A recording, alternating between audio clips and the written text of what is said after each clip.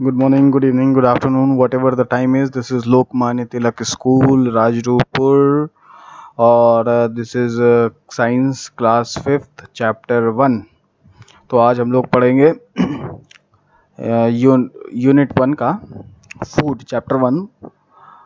Unit one का नाम है फूड और इसमें चैप्टर का नाम है मोर अबाउट प्लांट्स। तो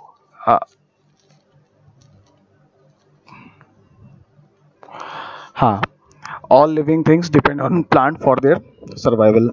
जितने भी लिविंग बींग्स हैं वो प्लांट पे डिपेंड करते हैं अपने सर्वाइवल के लिए, जिंदा रहने के लिए।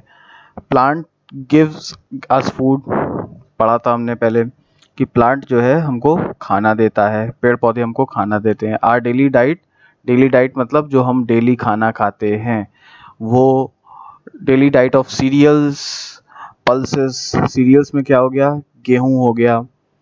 पल्सेस में हो गया दाल हो गई। फ्रूट्स यानी फल, वेजिटेबल्स यानी सब्जी, ये सारे के सारे प्लांट से आते हैं। प्लांट हमको और भी चीज़ें सप्लाई करते हैं। क्या क्या? शुगर मतलब चीनी, टी मतलब चाय पत्ती, कॉफ़ी मतलब कॉफ़ी हम लोग मम्मी पापा पीते हैं, आप लोग नहीं पीते अगर हो तो, और पीजे भी मत, अच्छी बात नहीं है। ऑयल मतलब तेल कैसे बनता है? सरसों से। सरसों कहाँ से निकलती है? प्लांट से। स्पाइसेस मतलब मसाले, ये सारे के सारे प्लांट से बनते हैं। वुड लकड़ी हो गया, रबर हो गया, गम हो गया, फाइबर हो गया। फाइबर होता है, गम है, रबर है, वुड है, ये सारी की सारी चीज़ें प्लांट से आती हैं। Plant help us in bringing rain.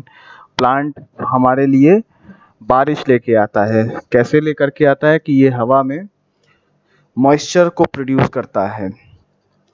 तो मॉइस्चर ज़मीन से लेकर के ट्रांसपिरेशन के थ्रू, ट्रांसपिरेशन आप लोग बड़ी क्लास में पढ़ेंगे, ज़मीन से पानी खींचता है और हवा में छोड़ता है, और जो धीमे धीमे क्लाउड्स के थ्रू क्लाउड्स बनते हैं और क्लाउड से रेनफॉल होती है। तो plants help us in bringing rain, supply us with oxygen. हमको ऑक्सीजन मिलती है किससे? प्लांट से। तभी तो हम जिंदा रहते हैं। अगर ऑक्सीजन नहीं रहेगी तो हम जिंदा नहीं रह पाएंगे। और प्रिवेंट सॉइल इरोजन, यानी सॉइल को इरोड होने से। अगर प्लांट्स नहीं होंगे ज़मीन में तो मिट्टी जो है वो इरोड हो जाएगी, खिसक जाएगी, वहाँ से कहीं बह जाएगी। तो मिट्टी बह जाएगी तो वहाँ पर अच्छी मिट्टी निकल जाएगी, तो प्लांट पैदा हो ही नहीं हो पाएंगे। लाइफ ऑन अर्थ, ज़िंदगी जो है बिना प्लांट्स के नहीं एग्जिस्ट कर सकती। इसलिए नहीं एग्जिस्ट कर सकती क्योंकि ऑक्सीजन देता है प्लांट, और सारे लिविंग बींग्स के लिए ऑक्सीजन ज़रूरी है। Therefore we need to grow more plants. इसीलिए हमको ढेर सारे प्लांट्स उगाने चाहिए। रिप्रोडक्शन इन प्लांट्स देखते हैं। Reproduction is the process by which living organism produce more of its kind. ये एक ऐसा प्रोसेस है रिप्रोडक्शन जिसकी वजह से एक लिविंग ऑर्गेनिज्म दूसरे लिविंग ऑर्गेनिज्म को जन्म देता है, प्रोड्यूस करता है, उत्पादन करता है। Plants reproduce mainly through seeds. Plants किस चीज़ से रिप्रोड्यूस करते हैं? ये सीड्स से, बीज से रिप्रोड्यूस करते हैं, यानी बीज से नया पेड़ निकल के आता है। Through their body part such as stem, यानी सीड से तो करते ही करते हैं, और भी दूसरे बॉडी पार्ट्स जो प्लांट के होते हैं, यानी कि प्लांट की स्टेम हो गई, डंडी हो गई, लीव्स हो गई, उनकी पत्तियां हो गई, उनके रूट्स हो गए, अलग अलग प्लांट्स अलग अलग तरीके से रिप्रोड्यूस करते हैं। रिप्रोडक्शन फ्रॉम सीड्स, इसको देखते हैं, यानी सीड्स से कैसे रिप्रोडक्शन करता है। रिप्रोडक्शन मतलब दोबारा, और प्रोडक्शन मतलब पैदा होना, दोबारा पैदा होते हैं। कैसे? Most plants grow from seeds. ज़्यादातर प्लांट, सारे प्लांट्स नहीं, मोस्ट प्लांट देखिए लिखा है, most plant grow from seeds. ज़्यादातर प्लांट जो है सीड से निकलते हैं। The process by which new seeds produces a plant is called germination, यानी एक ऐसा प्रोसेस जिससे कि एक नई सीड, नया बीज जो है प्लांट को पैदा करता है, प्रोड्यूस करता है, उसको, उस प्रोसेस को क्या बोलते हैं? जर्मिनेशन बोलते हैं। जर्मिनेशन याद रखिएगा।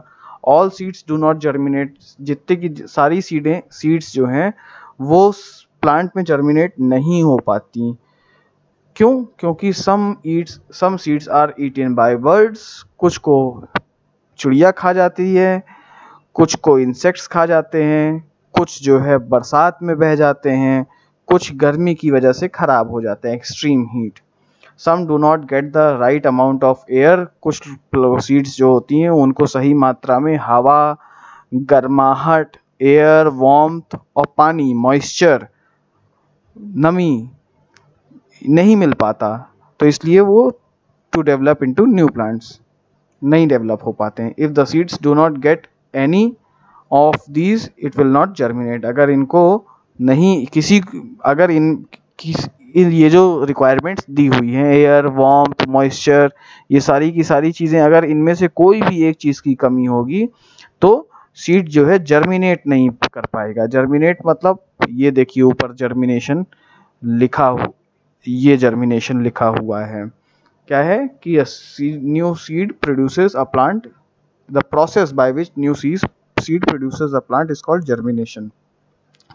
अब ये सीड की फोटो दी हुई है, इसको देखेंगे, अपनी कॉपी में इसका डायग्राम बनाइए और जैसा बनाया हुआ है वैसा लिखिए कि ये देखिए ये सीड कोट है, ये tiny opening for water to enter. इस ओपनिंग, छोटी सी एक ओपनिंग होती है यहाँ पर जिससे पानी अंदर जाता है, इस ओपनिंग को रेडिकल भी बोलते हैं। ठीक है, ये हो गया सीड कोट, ये हो गया रेडिकल, ये हो गया ये बेबी प्लांट इसी में से निकल करके आ रहा है, ये इसको एपिकॉटिल बोलते हैं, ये इसको कॉटिलिडॉन्स बोलते हैं। ठीक है, एपिकॉटिल अंदर का पोर्शन एकदम और कॉटिलिडॉन बाहर का पोर्शन हो गया। ठीक है, germination of seeds, let us study the different stages of germination of a bean seed. एक बीन होती है, बीन्स होती है ना हम लोग खाते हैं, उसकी सीड जो है कैसे जर्मिनेट करती है, तो ये पूरा डायग्राम में पूरा प्रोसेस समझाया गया है। The seed gets sufficient air, water and warmth, ये सीड्स को सही मात्रा में हवा मिली, पानी मिला और गर्माहट मिली। The seed soaks up water, seed जो है वो पानी को सोक कर लेता है, खींच लेता है, सक कर लेता है। And the seed coats break, जो आगे एक सीड कोट है, देखिए ये यहाँ पर ये सीड कोट थी ना, ये यहाँ पर सीड कोट, ये सीड कोट ब्रेक हो जाती है, यानी अंदर प्लांट निकलने की जगह मिल जाती है। कोटिंग क्या होती है? कोटिंग की वजह से अंदर कुछ भी नहीं जा पाता है, तो सीड कोट ब्रेक हो जाती है। The seed coat breaks, the new plant develops roots. अब प्लांट जो है सबसे पहले बीज जो है उसमें रूट्स डेवलप होते हैं और फिर उसके बाद शूट डेवलप होते हैं, यानी सबसे पहले रूट और रूट के बाद देखिए फोर्थ स्टेज में शूट डेवलप हुआ। As the plant size grows in size, leaves develop. अब शूट के बाद जैसे वो होगा पत्तियां आएंगी और पत्तियों के बाद the cotyledons finally shrink and fall. और ये जो कॉटिलिडॉन्स है, देखिए ये कॉटिलिडॉन्स होते हैं अंदर का पोर्शन, वो श्रिंक हो जाते हैं, छोटे हो जाते हैं और गिर जाते हैं ज़मीन में और प्लांट जो है डेवलप हो जाता है। स्टेजेस ऑफ इस डायग्राम को भी अपनी कॉपी में आप लोग बना लीजिएगा, चैप्टर 1 में ये डायग्राम और ये दोनों डायग्राम ये आपके बने रहने चाहिए, ये आपका होमवर्क है। In the beginning or early stages of germination, the seeds gets the food required for its growth from the cotyledon। शुरुआती स्टेज में, जिस स्टेज में जर्मिनेशन हो रही थी, उस स्टेज में उसको खाना कहाँ से मिलेगा? कॉटिलिडॉन से मिलेगा। और फिर धीमे धीमे जब उसकी रूट्स डेवलप हो जाएंगी और फिर जब उसकी शूट्स और लीव्स डेवलप हो जाएंगी तो वो अपना खाना खुद बना लिया करेगा। When the food stored in the cotyledon is used up, it gets it food from the soil. वही लिखा है कि कॉटिलिडॉन से जो खाना इसको मिल रहा था वो ख़त्म हो जाएगा, यानी यूज्ड अप हो जाएगा, तो इसको कहाँ से मिलेगा खाना? सॉइल से मिलेगा। The roots absorb water and mineral from the soil and provide nutrients to the seeding, यानी जो रूट्स होते हैं वो वाटर और मिनरल को मिट्टी से खींचते हैं और उसको कहाँ भेजते हैं? वो उससे न्यूट्रिएंट्स मिलते हैं सीडलिंग को, यानी एक सीड जब वो धीमे धीमे बड़ा हो रहा होता है तो उसको सीडलिंग बोलते हैं। The soil has pores through which air reaches the seed, यानी सॉइल में छोटी छोटी जगह छेद होती हैं, मिट्टी एकदम कॉम्पैक्ट नहीं होती, पोर्स होते हैं उसमें, तो उन पोर्स सॉइल के की बात कर रहा हूँ, तो उन पोर्स से ऑक्सीजन और जो भी चीज़ें न्यूट्रिएंट्स हैं वो पहुंच जाती है प्लांट तक। Thus the condition needed for the seed to germinate are provided by the soil, यानी सॉइल जो है वो कंडीशंस होती हैं जो सीड को ज़रूरी होती हैं जर्मिनेट करने के लिए, वो कौन देता है? सॉइल देता है। Many a times too many seeds compete for the same space in the soil, यानी एक सीड को कई सीड्स को एक जगह पे ही आप रख देंगे तो दोनों आपस में कॉम्पिटिट करेंगे। किस चीज़ के लिए? वाटर के लिए, न्यूट्रिएंट्स के लिए, कि हमको चाहिए। तो इसीलिए कंपटीशन बढ़ जाता है। The seeds compete for air, water, sunlight and nutrients. हवा के लिए, पानी के लिए, सनलाइट के लिए और न्यूट्रिएंट्स के लिए कंपटीशन हो जाता है उन सारे सीड्स में। As a result many of them die, यानी जो जीत जाएगा वो सारे एयर, वाटर, सनलाइट, न्यूट्रिएंट्स ले जाएगा, जो हार जाएगा वो खत्म हो जाएगा, मर जाएगा वो। In nature many plants use special method to ensure that their seeds do not grow too close to each other, यानी हमारे नेचर में, हमारे आसपास जो मदर नेचर है वहाँ पर इस तरीके से स्पेशल मेथड्स यूज़ होते हैं, अलग अलग तरीके के मेथड होते हैं जो कि इस चीज़ को सुनिश्चित करते हैं, इंश्योर करते हैं कि उनकी जो सीड्स हैं वो पास जो है ना उग जाएं, क्योंकि कंपटीशन बढ़ जाएगा, एक ही जिंदा रहेगा, सारे मर जाएंगे। तो नेचर जो है इंश्योर करता है कि ये सीड्स एक जगह ना उग पाए, अलग अलग जगह पे जाएं। कैसे? Dispersal of seeds, the process कैसे को ये इंश्योर, ये मेथड देखिए स्पेशल मेथड है ना, ये कैसे होगा? डिस्पर्स होगा, डिस्पर्सल ऑफ सीड्स होंगी।